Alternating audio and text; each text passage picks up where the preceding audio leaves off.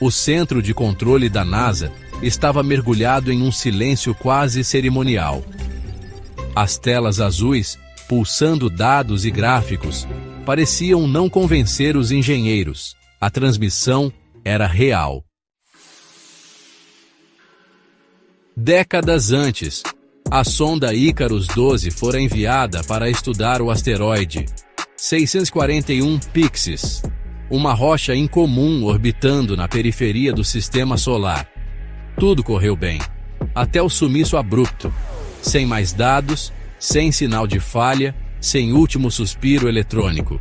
O projeto foi dado como encerrado e os nomes dos engenheiros e cientistas foram esquecidos nos arquivos frios. Até hoje.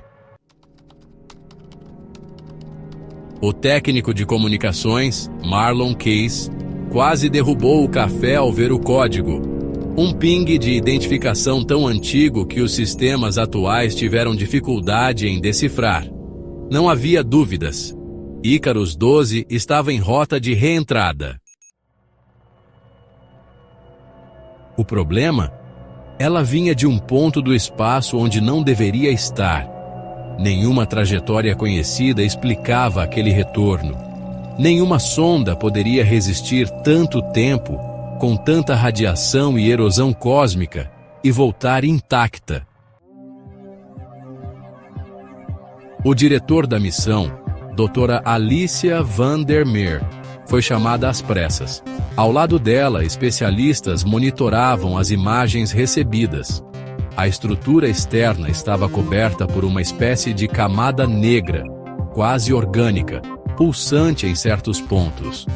O código de transmissão apresentava símbolos indecifráveis, como se algo, ou alguém, tivesse aprendido a falar com eles usando a própria sonda. Quando o Icarus 12 atravessou a alta atmosfera, sensores do Pentágono e de agências globais foram acionados. Não era mais apenas uma missão científica. Havia interesse militar, político e talvez existencial. Na manhã seguinte, a sonda pousou sozinha em uma base desativada no deserto de Nevada, como se conhecesse o caminho de volta. A equipe de contenção, equipada com trajes pressurizados, se aproximou cautelosamente. Alicia segurava o tablet, mostrando leituras alarmantes. A temperatura interna da cápsula não seguia os padrões, e o material externo refletia um espectro de luz nunca antes catalogado. Então, sem aviso, uma rachadura surgiu no casco. Uma luz branca, quase líquida, escorreu pelo metal. Alicia segurou o fôlego. Não era apenas uma máquina que retornava. Era algo novo, algo que queria ser descoberto.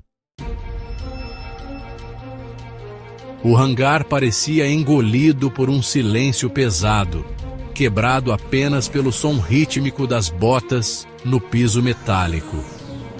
Alicia observava a equipe de contenção aproximar-se da cápsula. Mesmo de longe, ela percebia que havia algo errado. As leituras no tablet mostravam atividade interna, mas a sonda não tinha energia. Quem ou o que estava ativo lá dentro? O hangar parecia engolido por um silêncio pesado, quebrado apenas pelo som rítmico das botas no piso metálico. Alicia observava a equipe de contenção aproximar-se da cápsula. Mesmo de longe, ela percebia que havia algo errado. As leituras no tablet mostravam atividade interna, mas a sonda não tinha energia. Quem ou o que estava ativo lá dentro? De repente, uma vibração percorreu o chão. A cápsula liberou um som agudo, quase como um sussurro eletrônico, Algo que nenhum microfone conseguiu capturar, mas que todos sentiram no fundo da mente, como uma lembrança que não lhes pertencia. Doutora Vandermeer, estamos detectando sinais de vida. Isso não é possível, é apenas uma sonda. Com um estrondo seco, a rachadura na cápsula se abriu ainda mais. Uma membrana translúcida escorreu para fora, emitindo pequenas descargas de luz, como sinapses pulsantes. Os sensores piraram temperatura abaixo de zero, mas com atividade biológica. Um paradoxo vivo. De dentro, uma forma começou a surgir. Não era uma criatura, mas um padrão.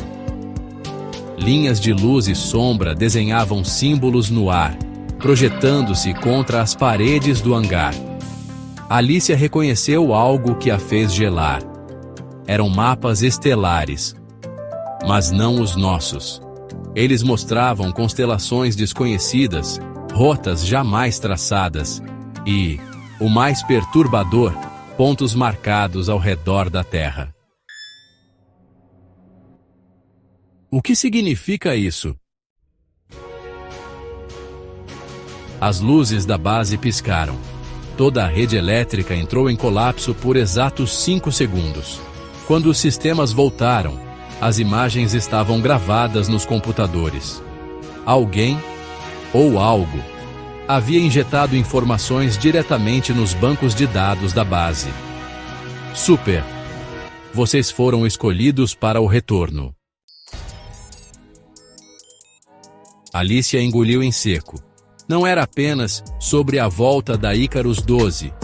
Era sobre eles, sobre a Terra, e o que viria a seguir. A base estava sob quarentena. Ninguém entrava, ninguém saía.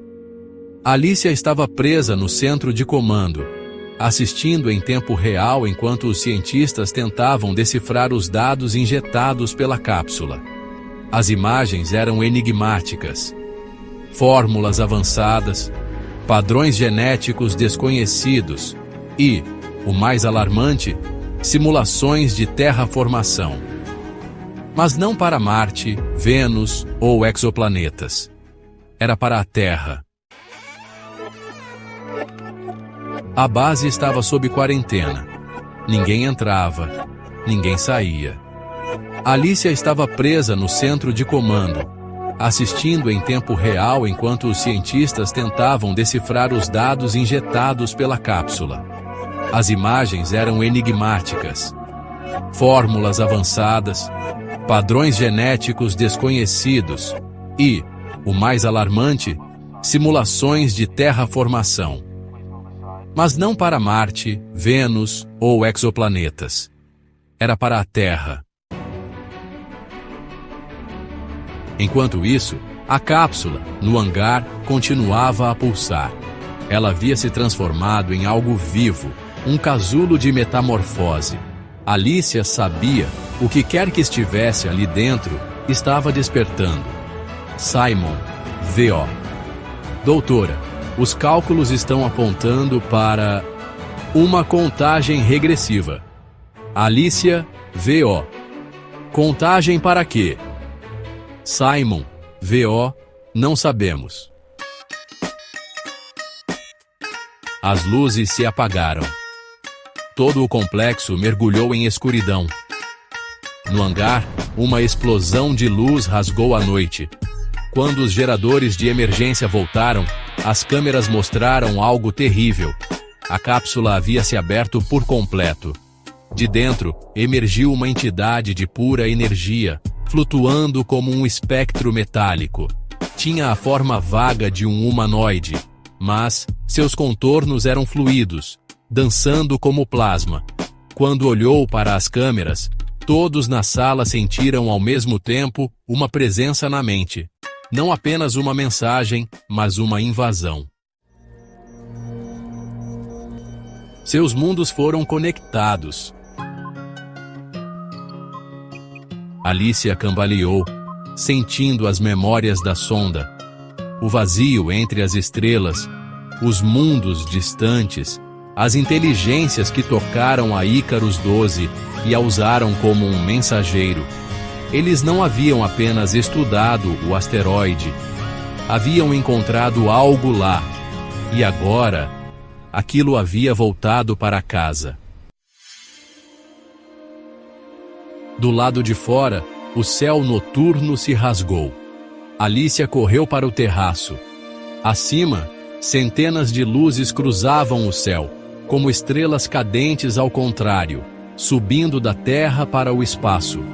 Uma rede estava sendo ativada, uma tecnologia que não era humana. Ela entendeu, enfim, a Terra não era o começo. Era apenas mais um nó em uma teia cósmica. E a evolução que eles haviam iniciado com a Ícaros 12 agora era inevitável. Com um último olhar para o céu, Alicia sentiu um calor invadindo seu corpo, como se suas células estivessem sendo reescritas. Não havia mais retorno. A Era das Estrelas começara,